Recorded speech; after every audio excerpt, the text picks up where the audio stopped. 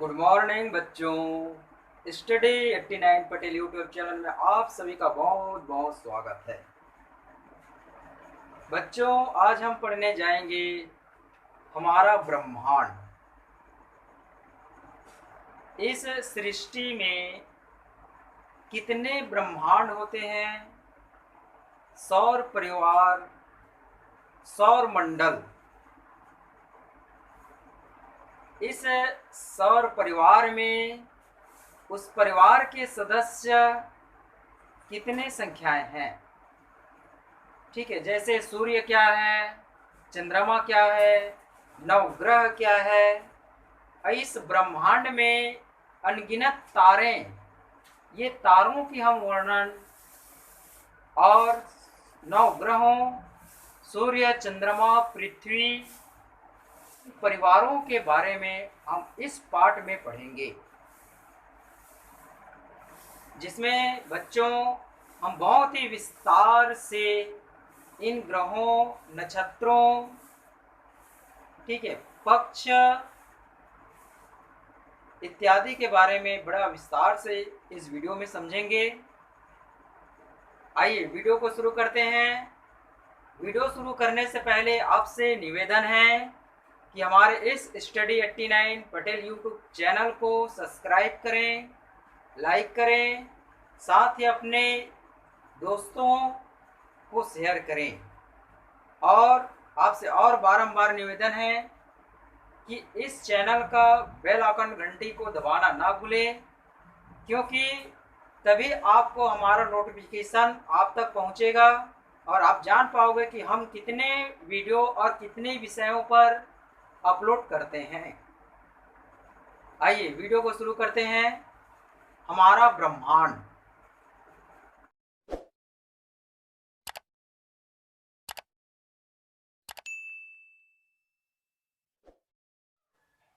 हमारा ब्रह्मांड।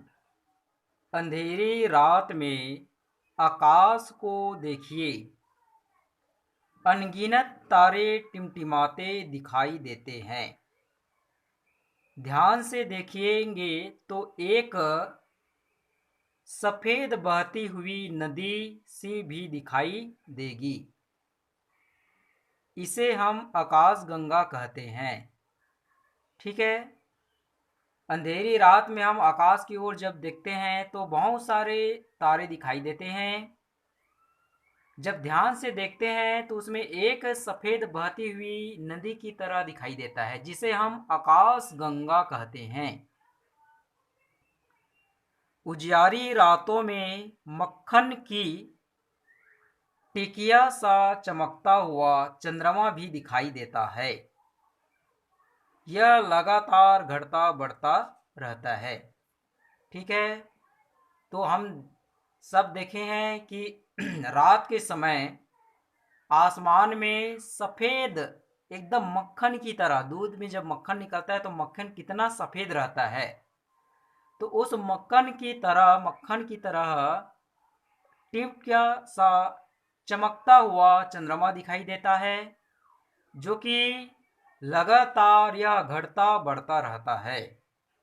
हम जानते हैं कि रात में एक माह में 30 दिन होते हैं, तो 30 दिन का जो 15 दिन है और कृष्ण पक्ष होता है और 15 दिन शुक्ल पक्ष होता है, जिसमें कृष्ण पक्ष में धीरे धीरे धीरे वो कम दिखाई देते देते वो लास्ट 15वें दिन में, यह कृष्ण पक्ष का 15वें दिन में पूरा चंद्रमा एक भी दिखाई नहीं देता है।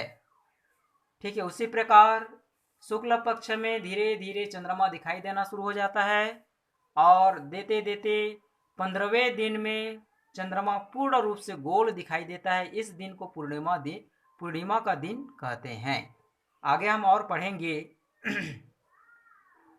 रात बीतने पर सुबह होती है, अंधेरा धीरे धीरे छटने लगता है। पूर्व से एक तेज चमकता लाल रंग का गोला प्रकट होता है। पूरी धरती, आकाश और समुद्र में तेज उजाला फैलने लगता है। ठीक है, जैसे जैसे रात टलने लगता है, रात बीतने लगता है तो सुबह आने लगती है।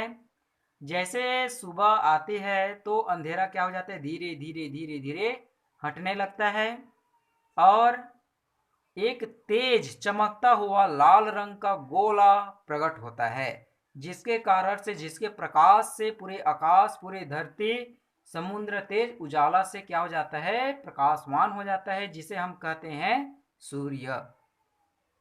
यहाँ देखिए, यहाँ पे सूर्य है ये, और सूर्य के चारों तरफ 9 ग्रह। अभी हम 9 ग्रहों का नाम इसमें पढ़ेंगे। तो 9 ग्रह, इसमें तारे हैं, ग्रह है, चंद्रमा है इत्यादि। यहाँ इसमें हम विभिन्न तारे ग्रहों के नाम इसमें हम देख रहे हैं। ये ग्रह है, सबका अलग अलग है ना। जैसे मंगल ग्रह, बुध ग्रह, शुक्र ग्रह, शनि ग्रह, पृथ्वी ग्रह, ठीक है, अरुण, वरुण, यम, इस प्रकार पूरे 9 ग्रह का इसमें सूर्य का परिक्रमा करते हैं। पृथ्वी भी सूर्य की परिक्रमा करती है। पृथ्वी, चंद्रमा, सूरज, तारे, आकाश, गंगा, इन सब से बना है। ठीक है, यह जो ब्रह्मांड है, हमारा ब्रह्मांड, यह बहुत ही विशाल है। सृष्टि में ऐसे अनगिनत ब्रह्मांड है। इस संसार में, पूरी सृष्टि में अनगिनत ब्रह्मांड है। आप सोच सकते हो कि एक ब्रह्मांड में पृथ्वी है, चंद्रमा है, सूरज है, तारे हैं, आकाश गंगा है, 9 ग्रह है, ऐसे ही इस पूरे सृष्टि में अनगिनत ब्रह्मांड है। तो सोचिए, अनुमान लगाइए कि यह जो विशाल सृष्टि है कितना बड़ा होगा। सूर्य बहुत विशाल है। यह पूर्व में उदित होता है और पश्चिम में जाकर अस्त हो जाता है। उदित होते समय सूरज आग के लाल गोले के समान दिखाई देता है। ठीक है, सूर्य बहुत गर्म है। इसमें हमें प्रकाश और ऊर्जा अर्थात शक्ति मिलती है। ठीक है, तो सूर्य क्या है, बहुत विशाल है। पृथ्वी से भी बहुत बड़ा विशाल सूर्य है और यह आग की तरह तेज है, आग से भी और अधिक। हम जानते हैं जब ग्रीष्म के समय में हम जमीन में, उसके ताप इतना अधिक है कि हम जमीन में खाली पैर चल नहीं सकते। ठीक है, तो कितना तापमान होगा, कितना शक्तिशाली है। तो सूर्य क्या है, सबसे पहले सूर्य तो पूर्व दिशा से उदय होता है और पश्चिम दिशा में क्या हो जाता है, जाकर अस्त हो जाता है, डूब जाता है। यह बहुत गर्म होता है, प्रकाशवान होता है और हमें ऊर्जा और शक्ति प्रदान करता है।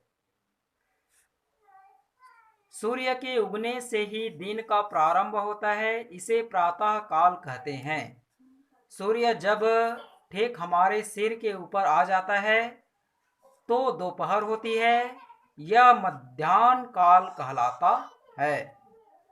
सूर्य उगने से ही दिन का प्रारंभ होता है और इसी समय को, जैसे सूर्य उगना शुरू होता है, इसी समय को क्या कहते हैं, प्रातः काल कहते हैं।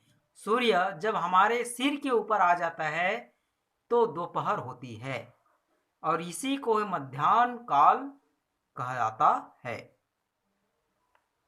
देखेंगे यहाँ पे सूर्य कैसे उदय हो रहा है, पूर्व दिशा से, और उदय होते समय यह गोल लाल तेज दिखाई देता है और इसी समय को प्रातःकाल कहते हैं। जब सूर्य हमारे सिर के ऊपर चला जाता है तो वह मध्याह्न काल कहलाता है। सूर्य के अस्त होने के समय को ही सायंकाल कहते हैं। याद रखेंगे, प्रातःकाल, सूर्य जब उदय होता है उस समय प्रातःकाल होता है। सूर्य जब हमारे सिर के ऊपर चला जाता है तो वह मध्याह्न काल होता है और सूर्य जिस समय अस्त हो जाती है उस समय आप सायंकाल कहते हैं। हमारी पृथ्वी सूर्य के चारों ओर घूमती है। जब इसका एक भाग सूर्य के सामने होता है तो वहां दिन होता है, दूसरे भाग में रात होती है। ठीक है, जैसे यह सूर्य है, ये हमारा पृथ्वी है। तो पृथ्वी क्या होता है, अपने स्थान पर ठीक है, ये घूमती रहती है और सूर्य अपने अक्ष पर घूम रहा है और वह एक जगह स्थिर है। ठीक है जी। और यहाँ पे देखिए, पृथ्वी जब घूमते जाते हैं अपने अक्ष में, तो जिस तरफ सूर्य की ओर सामने होता है उस तरफ दिन होता है, और जो पीछे का भाग क्या होता है, रात होता है।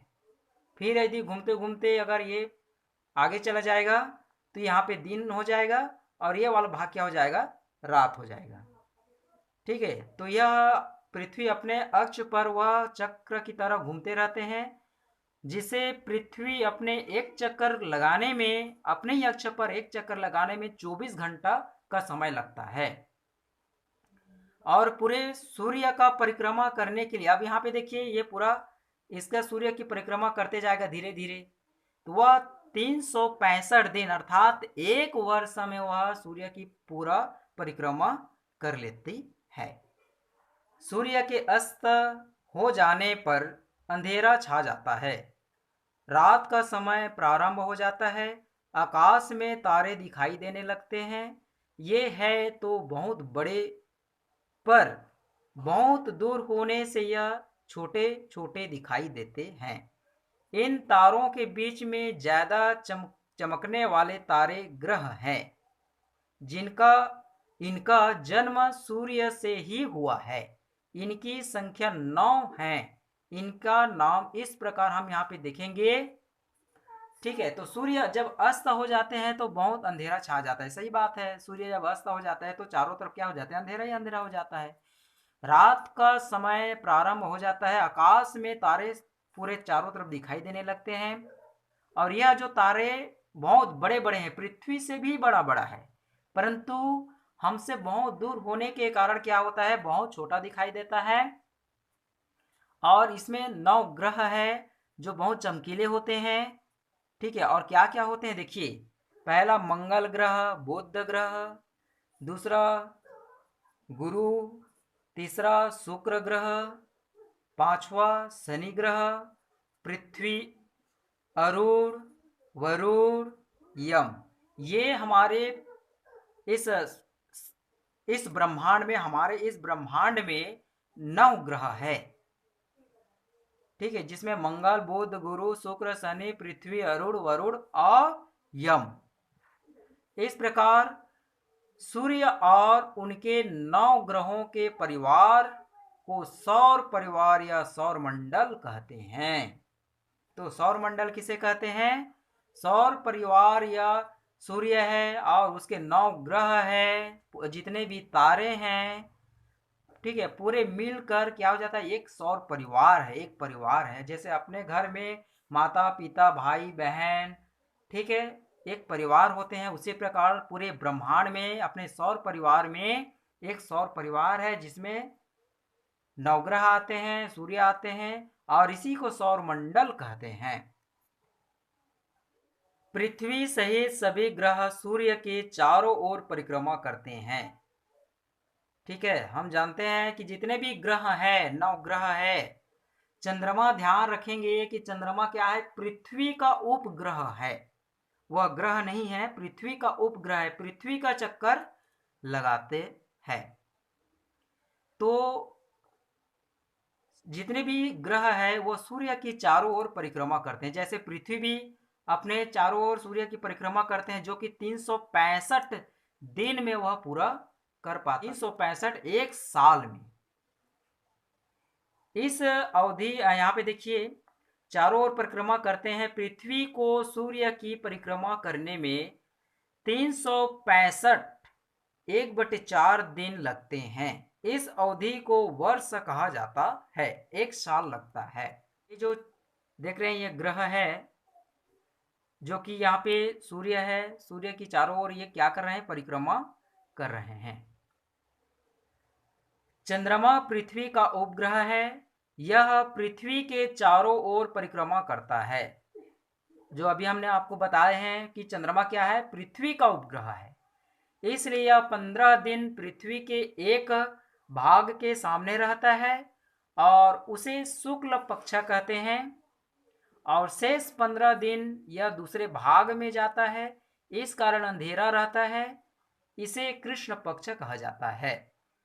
चंद्रमा का आकार शुक्ल पक्ष में 15 दिन तक बढ़ता रहता है। पूर्णिमा के दिन यह पूरा गोल दिखाई देता है। कृष्ण पक्ष में यह धीरे धीरे घटने लगता है। अमावस्या के दिन यह बिल्कुल भी दिखाई नहीं देता, इसलिए इस दिन को क्या कहते हैं? अमावस्या कहा जाता है। तो अर्थात महीने के पहले कृष्ण पक्ष के 15वें दिन को अमावस्या कहते हैं, शुक्ल पक्ष के 15वें दिन को पूर्णिमा कहते हैं। कुछ माह पहले आकाश में एक लंबी पूंछ वाला विशाल तारा दिखाई दिया था। वह धूमकेतु था। कई बार ऐसे धूमकेतु दूसरे ब्रह्मांडों से घूमते घूमते थोड़े समय के लिए हमारे आकाश में आ जाते हैं, पहुंचते हैं। हमारी पृथ्वी सौर परिवार की एक सदस्य है और हमारा सौर परिवार इस विशाल ब्रह्मांड का एक छोटा सा अंग है। ठीक है बच्चों, तो यह हमारा ब्रह्मांड में क्या क्या होता है? सूर्य, नवग्रह, चंद्रमा, तारे, यह सब मिलकर एक सौर परिवार होता है और इसी को सौर मंडल कहते हैं। और यह एक ब्रह्मांड का क्या है? एक परिवार है। ऐसे ही पूरी सृष्टि में अनेकों ब्रह्मांड है, हमने आपको पहले से बताया। ठीक है, तो आज का वीडियो यहीं तक। आप सभी को बहुत बहुत धन्यवाद।